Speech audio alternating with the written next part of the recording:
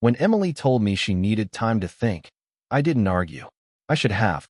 It was a Thursday evening, early summer, that strange in-between light when the sun hangs low but refuses to let the day end. She stood by the kitchen window, arms crossed, watching the garden as if the decision were blooming there. "I need to take a break," she said softly. "A short one. Somewhere quiet. Maybe a resort up north. I just need to think." Her tone was even, too even. After 11 years of marriage, I knew that calm voice. It was the one she used when she'd already made up her mind. I asked, "Think about what?" She smiled faintly, the kind that doesn't reach the eyes. "About us. About everything." I wanted to press her, to demand what everything meant, but something in her gaze warned me off. So, I nodded like a fool, pretending I understood. She mentioned the place, Clearwater Ridge Resort, a small, scenic spot by a lake we'd once visited years ago. She'd be gone a week. "No calls unless it's about the kids," she added. "I need the quiet." She left 2 days later. The morning was hazy, the kind that smells faintly of rain. She packed neatly, kissed the children, hugged me briefly, and drove off in her blue SUV. The taillights disappeared beyond the bend of our maple-lined street, and I stood there, coffee cooling in my hand, feeling like a man who had just watched something slip beyond his reach. That first night, I wandered the house. Her absence felt heavy, almost physical. Her perfume still clung to the air in our bedroom, faint but unmistakable, a floral note that reminded me of early spring. The kids slept soundly, unaware of the strangeness that had taken root in our home. For years, Emily had been the quiet axis of our life, efficient, poised, predictable in a comforting way. But lately, she'd grown distant, always distracted, her phone lighting up with messages she'd swipe away too quickly. I told myself it was work. She'd been promoted last fall, managing a team for a marketing firm downtown. The hours were longer.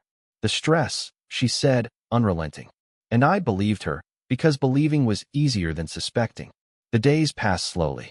I cooked simple dinners for the kids, answered their endless questions about when mom would be home, and tried not to stare too long at her empty seat at the table. She texted each night, short, polite updates. "Beautiful here. Went hiking today. Trying to relax." I tried to match her tone. "Glad you're getting rest. Kids miss you." But every word felt like something rehearsed. On the fourth day, a coworker mentioned seeing photos online from the resort. Clearwater Ridge had an active social media page, promoting its serene escapes and couples retreats. Out of curiosity, or maybe something darker, I searched for it that evening. The first few posts were harmless: sunrise over the lake, guests doing yoga, candlelit dinners on the pier. Then I saw it, a photo from 2 nights earlier. The caption read, "Evening vibes at Clearwater Ridge."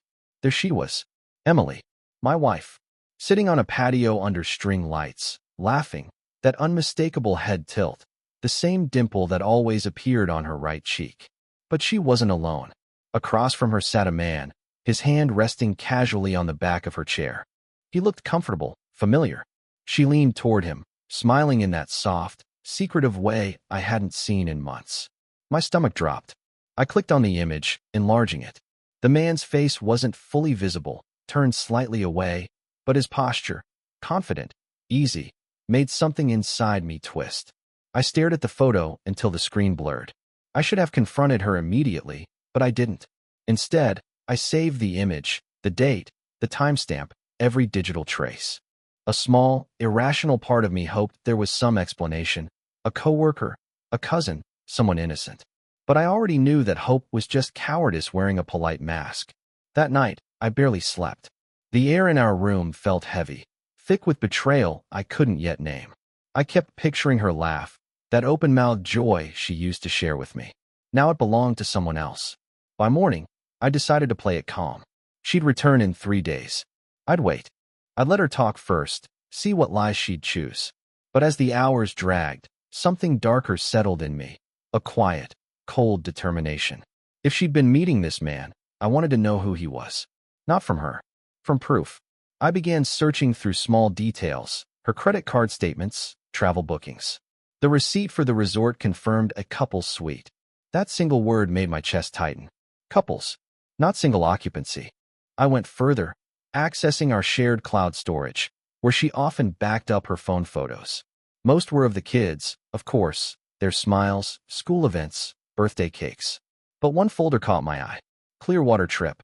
It wasn't synced to my account. Private. Encrypted. I knew the password. She'd once used our wedding date for everything.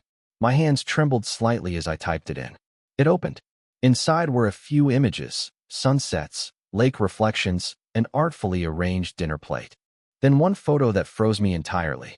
Emily again, this time in a white sundress, standing on a balcony with the same man behind her. His arms wrapped around her waist. She wasn't pulling away. She was leaning in, eyes closed, smiling. I shut the laptop, heart pounding so violently I thought the kids might hear it through the walls. For several minutes, I sat motionless, trying to breathe, trying not to let the anger consume me. My hands felt numb. I'd spent years building a quiet life with her. A home, 2 children, the unspoken routines of trust. And now all of it balanced on the edge of a digital photograph.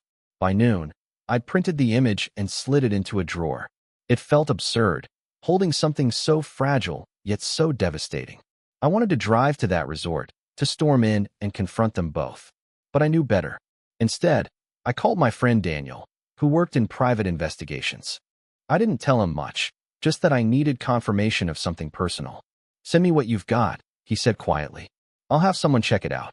I emailed the photo, the resort name, the dates. That night, as I tucked the kids in, my daughter asked if Mommy would bring souvenirs. I forced a smile. "I'm sure she will," I said. My voice sounded foreign.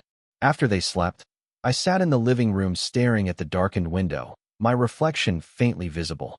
The air felt too still. The clock ticked too loudly. I thought about our early years, the long drives, the shared dreams, the nights we couldn't fall asleep because we were too busy planning our future. When had she started planning hers without me? The next morning, Daniel called. "You were right to ask," he said, voice low. "My contact confirmed she's not alone there. The guy checked in with her. They've been listed under a couple's package." My mouth went dry. "Did you get a name?" He hesitated. "Not yet, but I will." I thanked him, though the words felt hollow. After hanging up, I sat in silence, the world suddenly unfamiliar. By evening, I couldn't look at her photo again. The resort kept posting updates, smiling guests, wine tastings, spa nights, but none mattered. Each image might have her somewhere in the background, her laughter drifting through someone else's moment. When the phone rang that night, I recognized her voice immediately, soft, pleasant, practiced. "Hey," she said. "Just wanted to say goodnight. I'll be back Sunday. I think the time away has helped me clear my head." "Has it?" I asked, steadying my tone. "Yeah," she said after a pause. "I feel lighter. I think this trip was exactly what I needed." I could have told her what I knew. Could have screamed, demanded answers. But I didn't. I wanted her to walk through that front door, still believing I was in the dark. Because by then, a plan had already begun to form. One quiet, deliberate, and far more dangerous than she could imagine. When Emily returned, the sky was painted with that strange bruised light that lingers before dusk. Her car rolled into the driveway with a soft crunch of gravel, the same familiar sound that used to mean home. The kids bolted from the porch, shouting, "Mom!" and she knelt to meet them, laughter bubbling from her throat. The same laugh I'd seen in that photograph. I stood on the porch, arms folded. When she looked up and met my eyes, I caught a flicker, something small and cautious, before she smiled again. "Hi," she said, as if she'd only been gone a few hours. "Welcome back." My voice was calm, even polite. Inside, she unpacked while the children trailed her, asking about lakes and hikes and animals. She answered each question like an attentive mother, her hands moving automatically as she pulled souvenirs from her bag. A wooden carving for our son, a necklace for our daughter, a keychain for me. The keychain was shaped like a compass. "So you can always find your way back to me," she said, placing it in my hand. I smiled thinly. "That's thoughtful." That night, the air between us felt off, almost too careful. She moved through our home like a guest, overly polite, laughing too easily. I studied her every gesture, every pause, wondering if she felt the weight of what I knew. When we finally lay in bed, she turned toward me. "It was good to get away," she said softly. "Did it help?" "I think so. I feel like I understand myself better." I almost laughed. Understand yourself. What an elegant phrase for betrayal. But I just nodded, feigning interest, and let her talk about the clarity she found, how she'd been overwhelmed, unsure about the direction of our marriage, how she'd needed space to see things clearly. She ended with a sigh. I missed the kids so much, she whispered. The kids, I repeated. Of course. She didn't notice the edge in my tone. Or maybe she did and chose to ignore it. When her breathing steadied and she drifted to sleep, I lay awake staring at the ceiling. I'd thought seeing the photos would dull the pain somehow, make me numb. Instead, it sharpened everything. Every memory, every word she'd ever said that now rang hollow. The next morning, I began quietly preparing. I made breakfast as usual, pancakes, her favorite. She smiled when she came down, kissed my cheek. That simple act, once so natural, now felt theatrical. While she chatted with the kids, I checked her phone. She'd changed her passcode. I didn't need to guess why. I wasn't angry yet. Not in the shouting, breaking kind of way. It was something colder. Controlled. Like a slow current pulling everything familiar out to sea. That afternoon, I received an email from Daniel. Attached was a document. A copy of the resort's guest registration. My name was listed as primary contact for emergency purposes. Apparently, she hadn't realized that our joint credit card still flagged every major charge. Her reservation showed two names, Emily Langford and Nathan Cole. Nathan Cole. The name sat on the screen, unassuming, yet it hit me like a fist. Daniel included a note, confirmed. He's from her office. Team leader in marketing. They've traveled for conferences together. A coworker. Of course. That made it worse somehow. The proximity, the familiarity. I could picture them lingering in hotel bars after meetings, laughing over shared complaints about deadlines, a hand brushing a shoulder by accident. That night, I set my plan in motion. Emily mentioned a small welcome back gathering her firm was hosting that weekend. Just casual drinks, she said. Nathan will be there, the whole team, really. You should come. Sure, I said, forcing a smile. Wouldn't miss it. She seemed relieved. Maybe she thought my acceptance meant reconciliation, that her carefully rehearsed normalcy had worked. It hadn't. For the next few days, I played the part, attentive husband, patient listener. I even joked again, something I hadn't done in weeks. Meanwhile, Daniel's investigator dug deeper. Nathan Cole, 37, divorced, known for his charisma. There were whispers of workplace relationships, but nothing confirmed. Until now. Friday night arrived humid and restless. We dressed separately, her in a navy dress that traced her silhouette too closely for my comfort, me in the kind of casual button-down that said I'd made an effort. The venue was a sleek rooftop bar downtown. String lights shimmered above as city noise drifted up from below. I kept close enough to see her, but far enough to watch. She moved through the crowd with that composed grace I'd once adored. Then I saw him, Nathan, broad-shouldered, relaxed, the kind of man who believes every room quietly adjusts to his presence. When their eyes met, something flickered, too quick for anyone else to notice, but I saw it. I saw everything. They spoke briefly, a polite distance between them, but their smiles were different, private, practiced. My chest tightened. I ordered a drink I didn't want and watched them from across the terrace, invisible among the crowd. Each time she glanced my way, I smiled back like the loyal husband she expected to see. After an hour, the speeches ended, the music swelled, and guests began to drift away. Emily approached me, flushed from wine and laughter. That wasn't so bad, was it? She asked. No, I said, smiling. Not bad at all. As we left, I caught Nathan's eye. He nodded politely, the kind of acknowledgement men exchange when pretending not to know what the other knows. Back home, Emily fell asleep almost instantly.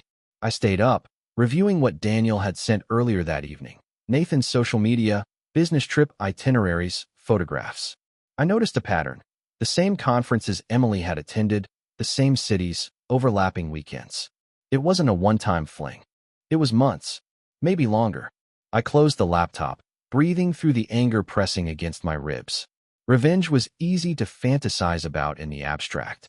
The confrontation, the shouting, the righteous exposure. But I wanted something slower, smarter, something she'd never see coming. By Sunday, I decided on the first step. After lunch, while she napped with the kids sprawled across her, I opened her suitcase, the one she'd taken to Clearwater. Beneath folded clothes, I found a receipt from a boutique inside the resort. It listed 2 engraved bracelets. One had been charged under her name, the other under Nathan's. The engraving line read, "For the quiet days." Quiet days.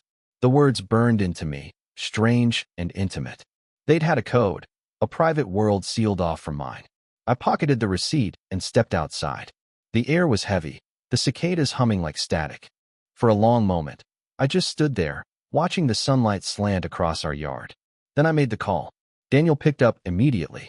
"You have something for me?" "I need everything on Nathan Cole," I said. "Personal, professional, financial. If there's a flaw in his life, I want to see it." There was a pause. "You planning to confront him?" "No," I said quietly. "Not yet." That night, Emily leaned into me while watching a movie, her head resting on my shoulder as if nothing had changed. The scent of her shampoo, coconut and lavender, should have been comforting. Instead, it felt like a stranger's perfume. I kept my hand around her waist, my eyes on the flickering screen, already imagining the moment her mask would crack. She drifted off halfway through the film, her breathing soft and even. I turned off the TV, dimmed the lights, and whispered into the darkness, words only I could hear. "You wanted quiet days, Emily. Let's see how quiet they get." The next morning, Daniel's message arrived with a single line. "Found something. Call me, it's big." I glanced toward the bedroom, where sunlight spilled across the sheets she'd tangled herself in. My phone buzzed again, Daniel's name flashing. I stepped outside before answering, the early air sharp against my skin. "Talk to me," I said. "You're not going to like this," he replied. "Nathan's not just her coworker. He's her direct supervisor, and her company's next regional director. Guess who wrote her performance review last quarter?" I closed my eyes. The wind rustled through the trees, the sound oddly hollow. "Tell me everything," I said, and as Daniel began to speak, the shape of my revenge finally took form, slow, deliberate, devastating. The next few days felt like living in a theater where I knew the ending, but had to keep acting anyway. Emily went back to work, leaving at the same time she always did, blowing me a kiss from the doorway, as if we were still the couple in the photo frames. I'd nod, smile, and return to my coffee, pretending not to notice how easily she slipped into the role of the innocent wife. I told Daniel to dig deeper. He did. What he found only confirmed what I already suspected. Nathan Cole wasn't just her lover. He was her ladder. The man she'd chosen not only to betray me, but to climb her way up the company's ranks. In the privacy of my office, I studied the files Daniel sent. Copies of expense reports, screenshots of work emails, and messages sent outside official hours. The tone was careful, professional on the surface, but the rhythm of the sentences betrayed them. There was a warmth there, a familiarity born of something physical. She'd once written to him, "I keep thinking about Clearwater. About the quiet. Can we have another day like that soon?" Another day like that. It replayed in my head like an echo. I didn't respond to Daniel immediately. I just sat there, staring at the words. My hands trembled once, then steadied. I knew I couldn't confront her yet. No, I needed to take away the one thing she valued most, her image. Emily prided herself on her poise, her self-control, her spotless reputation. She was the kind of woman who color-coded calendars and folded laundry in perfect squares. The thought of scandal terrified her. That was where I'd start. The following weekend, her firm hosted a charity gala. Nathan would be there, of course. I'd received the invitation through the spouse's mailing list. A black-tie event at the downtown art museum, all glass walls and polished marble. It would be the perfect stage. That week, I played the part of the affectionate husband better than ever. I made her coffee every morning, left notes in her bag, called her love in front of the kids. She began to relax, convinced the distance between us was closing. One evening, she came up behind me while I was cooking and slipped her arms around my waist. "Feels like we're getting back to normal," she murmured. "Maybe we are," I said. She smiled against my shoulder. "You're a good man." I almost laughed. By Friday, Daniel had secured what I needed. A handful of photos. Emily and Nathan leaving a hotel conference together, entering his car, her hand brushing his chest. Nothing explicit, just enough to make people wonder. Enough to plant a seed that would grow on its own. I printed the photos, sealed them in a plain envelope, and wrote one line on the front. "Thought you should see what happens after hours." The night of the gala, Emily looked stunning in a silver gown. She'd always known how to command a room, even without trying. You'll come, right? She asked, adjusting her earrings. You haven't been to one of these in ages. Of course, I said. Wouldn't miss it. She smiled, relieved, and kissed me. Soft, quick, practiced. Then we drove downtown together. The museum's atrium glittered under chandeliers, guests mingling over champagne. Music drifted through the space, a gentle, expensive sort of jazz. Nathan was there near the bar, laughing with a cluster of executives. When he saw us, his expression barely shifted, but I caught the faint tension in his shoulders. Emily's hand brushed my arm. There's my team, she said, voice a touch too bright. We walked over. She introduced me with the composure of someone who believed her secret was safe. This is my husband, Adam. Nathan extended his hand. His grip was firm, measured. Good to finally meet you. Emily talks about you often. I smiled thinly. I'm sure she does. He chuckled, probably mistaking my tone for a joke. The man had the polished arrogance of someone used to admiration. It made what I was about to do feel almost merciful. We mingled for an hour. Emily drifted between groups, glowing under the warm lights. I excused myself, slipping into a quiet corridor lined with staff offices. The envelope was in my jacket pocket, and I left it on the desk of the company's HR director, a man I knew would never keep gossip to himself. When I returned, Emily was chatting with Nathan near the buffet, the two of them standing a little too close. I pretended not to notice. Instead, I approached her, resting my hand gently on the small of her back. She tensed for half a second before relaxing. Everything all right? She asked, turning her head slightly. Perfect, I said. You look beautiful tonight. She smiled, but her eyes darted toward Nathan, a tiny, involuntary flicker that told me everything. The rest of the evening passed in slow motion. Guests laughed, the jazz band played, and I floated through it all like a ghost. Around 10, I saw the HR director glance toward them, a small frown forming as he read his phone. The rumor was beginning its quiet crawl. On the drive home, Emily hummed softly to herself, still riding the high of social success. That went well, she said. I think Nathan's getting promoted next quarter. It'll be good for everyone. Good for everyone, I repeated. Sure. She glanced at me, frowning slightly. You're quiet. Just tired, I said, keeping my eyes on the road. When we got home, she kicked off her shoes and went upstairs to check on the kids. I stayed downstairs, poured a drink, and waited. My phone buzzed around midnight. Daniel again. You started something, the message read. HR called an emergency meeting for Monday morning. Someone leaked the photos anonymously. I leaned back in my chair, staring at the dark window. Outside, the reflection of my face looked strange, calm, almost serene. 2 days later, Emily came home early. Her expression was tight, her voice clipped. They're investigating something ridiculous at work, she said. Someone sent photos around. Old conference trips, me and Nathan. It's absurd. Probably one of the interns trying to stir trouble. I raised my brows. Photos? Yes, she said quickly. Out of context, of course. Nathan's furious. I can imagine. She looked at me then, searching my face for any sign of guilt. You didn't hear anything, did you? I shook my head. Not a word. She exhaled, pacing. They're reviewing it, but I think it'll blow over. Still, I hate the whispers. You know how office gossip spreads. I nodded, sipping my drink. Yes, I said. It does spread. For a moment, she looked almost small, nervous, uncertain. Then she squared her shoulders, slipped back into control. Anyway, I'm not letting this ruin my week. But ruin it, it did. Over the next few days, she became restless, checking her phone constantly. I overheard fragments of conversations, strained apologies, assurances that it's all just rumors. Nathan's name appeared less and less. By Thursday, she was quiet at dinner, pushing food around her plate. They're freezing the promotion, she said finally, until they finish the investigation. It's humiliating. I pretended sympathy. That's awful, I said softly. You don't deserve that. She reached for my hand, perhaps seeking comfort. I let her hold it. That night, when she went to bed early, I stayed downstairs scrolling through the resort's social media again. They had posted new photos from a recent couples retreat.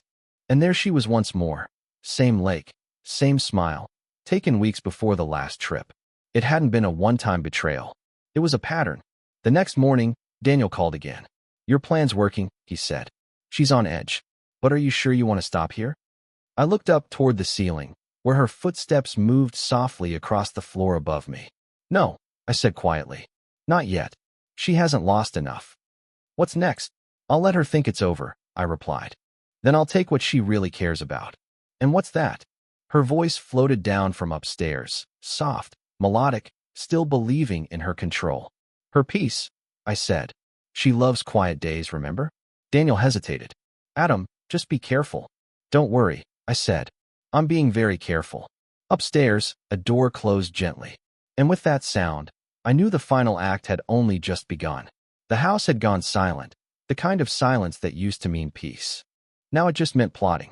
Emily was unraveling faster than I expected. The once unflappable woman who could juggle deadlines and PDA meetings without missing a beat was beginning to fray at the edges. Her hair was unkempt in the mornings, her phone always clutched in her hand. I'd catch her staring off into space, lost somewhere between guilt and paranoia. At night, she barely slept. I'd wake to the faint glow of her phone screen as she scrolled through messages, deleting, retyping, whispering, God, please let this blow over. She didn't know that it never would, not while I was the one holding the match. The company's investigation dragged on for 2 weeks. Nathan was suspended first, pending internal review. That alone nearly broke her composure. I pretended to be surprised when she told me over breakfast. He's furious, she said, voice tight.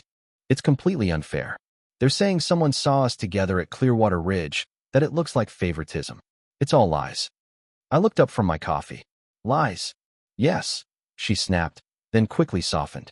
I mean exaggerated. We were there for a conference. I nodded. Of course. Her eyes flickered to mine, searching for something. Suspicion, maybe. Fear. But I'd trained my expression into a perfect mask. Sympathetic husband, quietly supportive, still hurt but gracious. She wanted to believe that mask, and she did. Meanwhile, Daniel's investigator sent me another file. It wasn't just photos this time. It was the resort's booking records, guest receipts, even a copy of the signature on the couple's spa registration. Both names. Her handwriting, unmistakable. I printed that one for myself, not to show anyone, but to look at whenever I needed to remind myself why I couldn't forgive her. The children sensed the tension, even if they didn't understand it. Our son asked one night why Mom cried in her car before coming inside. I told him she was just tired from work. He nodded, accepting it the way children accept all lies told with a calm voice. By the 3rd week, the whispers at her office had turned to open speculation.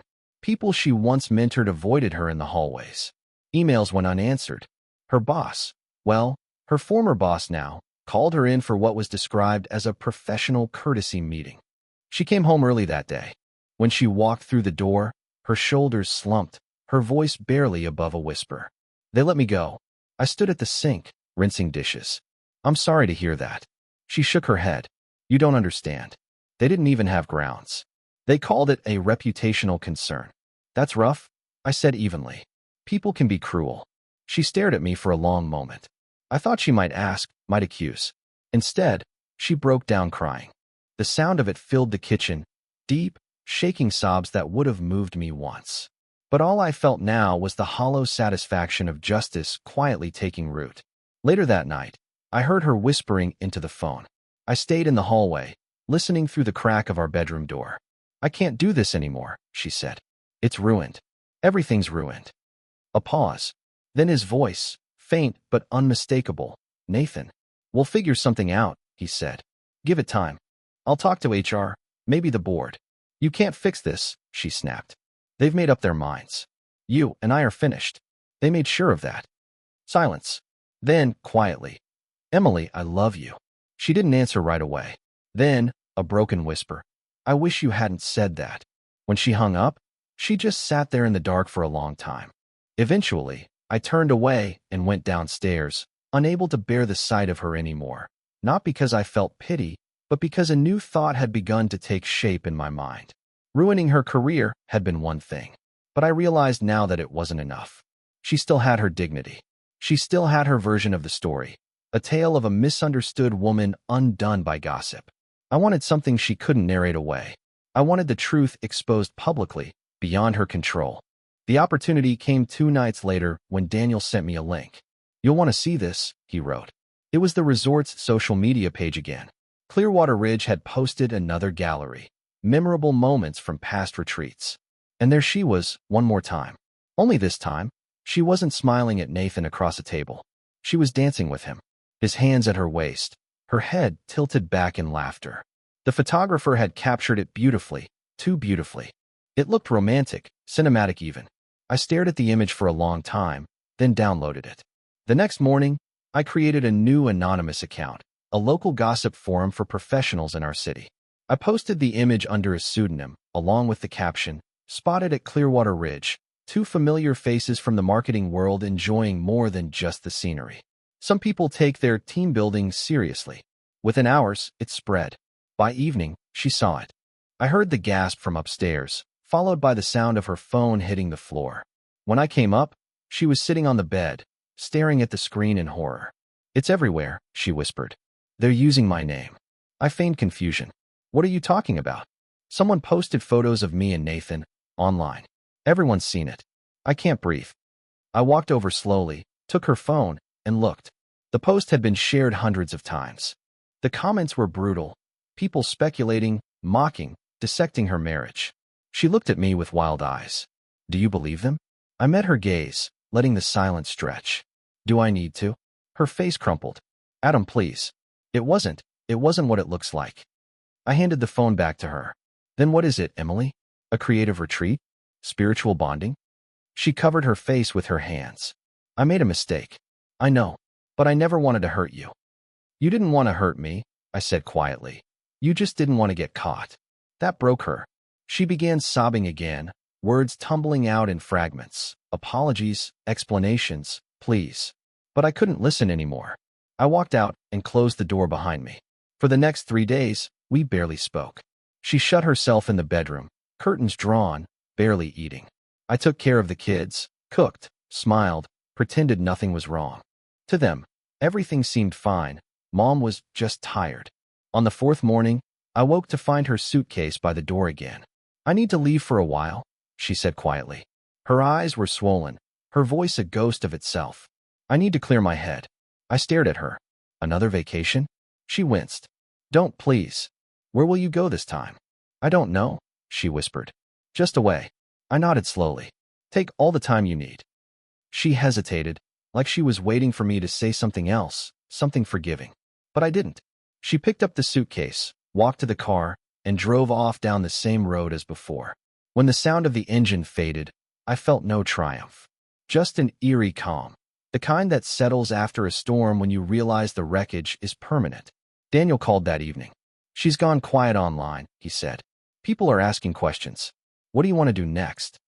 I looked out the window, the sun dipping behind the trees, the same view I'd watched the day she first left. "Let it run its course," I said. "The world will do the rest." "But Adam," he hesitated, "what if she doesn't come back this time?" I smiled faintly. "Then maybe I'll finally get my quiet days too." Yet, even as I said it, a strange unease crept in, a feeling that maybe I'd pushed too far. Because an hour later, when I checked her location app out of habit, the signal had vanished completely. Her phone was offline. And just like that, Emily Langford had disappeared. 2 days passed before I realized she wasn't coming back. Her car never reappeared in the driveway. Her phone stayed dark. Her office email auto-replied with "unavailable indefinitely." At first, I told myself she needed distance. Then, as the hours stretched into days, I wondered if I'd built something I could no longer control, like a machine that didn't know how to stop once it started grinding. The house was quieter than I'd imagined. The kind of quiet that swallowed sound rather than offering peace. I went through the motions, making breakfast for the kids, folding laundry, answering their innocent questions with practiced calm. But when they went to bed, the walls closed in. Every empty room seemed to echo with her absence. On the 3rd night, Daniel called. "You've seen the news?" he asked. "What news?" "Check your email." He hung up. I opened the link he'd sent. A local outlet reporting that a blue SUV matching Emily's description had been found abandoned near Clearwater Ridge, the same resort. The article mentioned a note, though police hadn't released its contents. My chest tightened. I reread the words again and again. each repetition dulling their meaning until they became nothing but sound. A note. At first, I didn't believe it. She couldn't have. No, she wouldn't. For all her deceit, Emily loved control. She loved precision. Ending things that way wasn't her. Still, I drove out there before dawn. Clearwater Ridge was exactly as I remembered it from her photos. Too beautiful, too serene. The lake shimmered under a gray morning sky, and the air smelled of pine and damp earth. Yellow tape cordoned off a small section of the trail leading down to the water. A sheriff's deputy stopped me as I approached. "Sir, the area is restricted." "My wife's car," I said quietly. "Emily Langford. I'm her husband." The deputy's face softened. "They've already taken it in for inspection." "I'm sorry, sir. They're still investigating." "Investigating what?"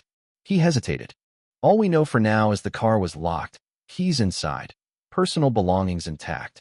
There was a note on the passenger seat addressed to you." The world tilted slightly. "Where is it?" He motioned toward another officer. "Detective Monroe can explain." Monroe was a tall woman with sharp eyes that missed nothing. She led me aside, her tone calm, professional. "Mr. Langford, I'm afraid we can't release the original yet, but I can read it to you." I nodded numbly. She unfolded a paper and began. "Adam, you wanted quiet days. I'm giving them to you.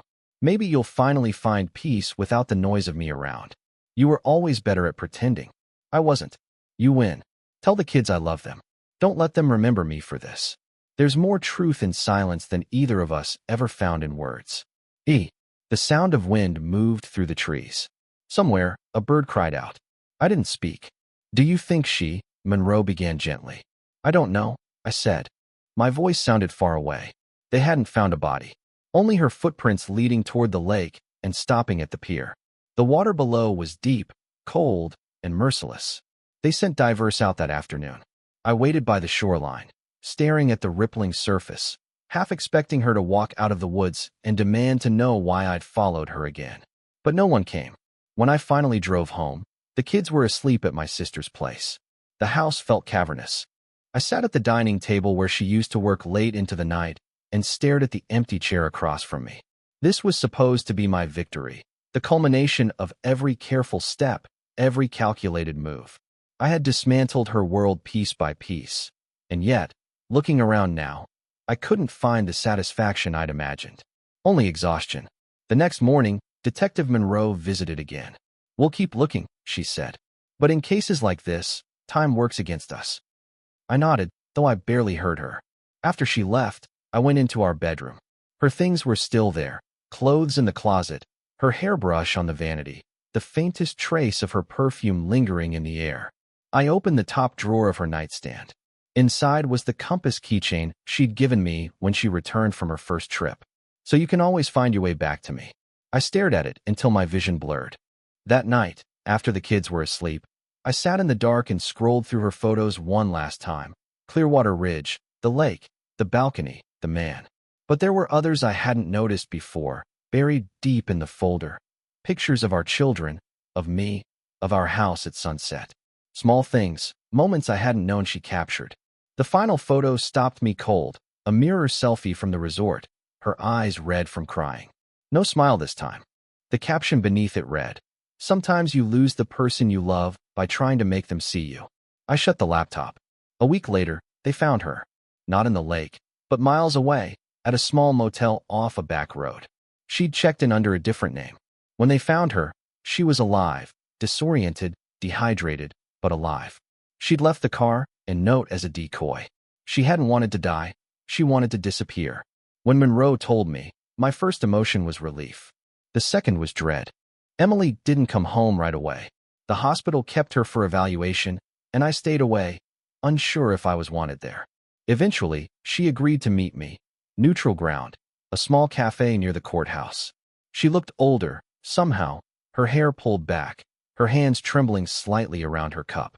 "Why'd you do it?" she asked before I could speak. "All of it. The photos, the posts, the humiliation." I didn't answer right away. "Because you lied to me." Her eyes filled with tears. "So you destroyed me? You could have just left." "I wanted you to feel what I felt." "I did," she whispered. "Every day since Clearwater." "You think it was easy, Adam? Do you even know why I went?" "Enlighten me." She looked down. I wasn't happy. Not because of Nathan. That was a mistake, one I'll regret forever. I went because I couldn't breathe here anymore. Everything we built felt like a performance, and I didn't know who I was in it. The words hit harder than I expected. For the first time, I saw the exhaustion behind her anger. You could have told me, I said. I tried, she said softly. You didn't hear me. We sat there in silence, the hum of the cafe around us, strangers passing through our wreckage. Finally, she stood. I'm not coming back, she said. The kids will stay with you until I'm ready. I need time. Real time. You got what you wanted, quiet days. I hope you can live with them. She left without another word. Months passed. The investigation ended. Her name faded from headlines, and the world moved on. I returned to work, to routines, to the steady rhythm of pretending again. The kids stopped asking when she'd come home. But sometimes, late at night, I'd find myself driving out toward the lake. I'd park near the trailhead, listening to the wind through the trees, the distant ripple of water against the dock. The same place where she'd almost vanished, or maybe where she'd finally found the courage to start over. I'd hold the compass keychain in my hand, its metal cool against my skin, and wonder who it truly belonged to. The woman who left, or the man who couldn't let her go. The last time I went, there was a postcard waiting in the mailbox when I returned. No return address, just a photograph of Clearwater Ridge at sunrise. On the back, in her handwriting, 3 words. Still finding north. I set it on the counter, beneath the morning light, and for the first time since she left, I didn't feel anger or victory. Just a quiet, I didn't need to punish anymore. Maybe that was what she meant all along.